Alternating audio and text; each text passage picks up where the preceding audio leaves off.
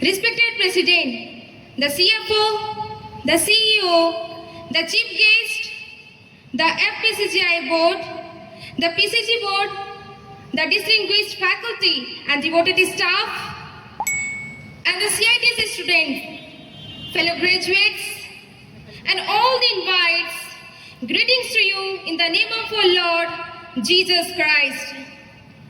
I am truly honored to stand here on behalf of the graduating batch of 2025 to share my experience at CITS and highlight some important aspect of the topic we wish to see Jesus. I came to CITS in 2022, knowing nothing about theology and neology. But after 3 years of my studies at CITS, I have learned not only theology but also neology.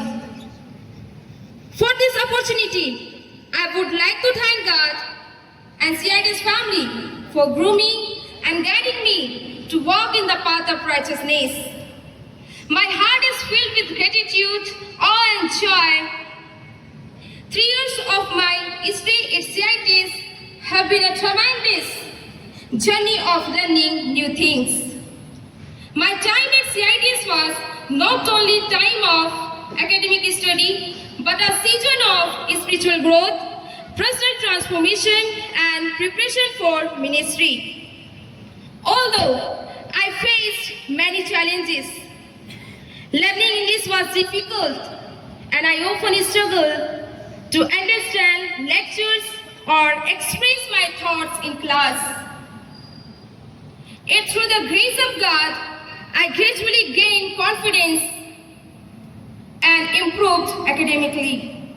Alongside academic challenges, I fell sick multiple times, but God, by His healing virtue, helped me and strengthened me to continue and complete my study successfully. I give all the glory and honor to my God and my Redeemer.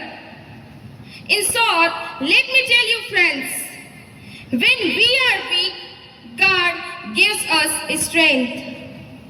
When we are confused, God gives us clarity. When we are afraid, God gives us courage. When we are down, God lifts us. So don't worry, when you face trials and difficulties, they are these for our motivation and character formation. As you know, the theme for this occasion is, we wish to see Jesus. To highlight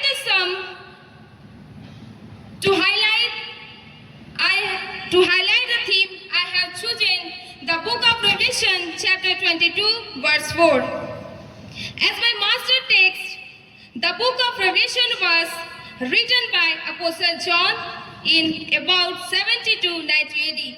The text says, they will see His face and their name on their foreheads. This is the greatest assurance for believers. One day we will see Jesus face to face, who died for you on the cross of Calvary. He gave His precious life for you, and He's coming back to receive you with honor and glory. Based on the text, let me present you with 3 conventional truths. First, the promise of seeing Jesus. Jesus promised us that He would come and take us to heaven. His coming is very near. He has gone to heaven to prepare a place for us. When we come, we will see our Savior in glory. He will come with glory and honor. He came the first time to save us, but He is coming the second time to take us to heaven. Our tears, our sufferings, our pains will go. We will have the life of abundance, joy and peace forever. We will stay with Jesus forever. Second, the joy of eternal fellowship. When we see Jesus face to face, we will have the joy and fellowship with Him. Having fellowship with Jesus is the most beautiful thing because He is the Lord of our lives, and He owns everything. Our fellowship with Him will bring us joy, peace, and glory. We will be in the cloud of glory. Our fellowship with Him is not temporary, it's forever. Third, so what should we do? We should be ready to meet the Lord, our Savior. Jesus told a parable about 10 virgins. We can see the Gospel according to Matthew chapter 25 verses 1 to 13.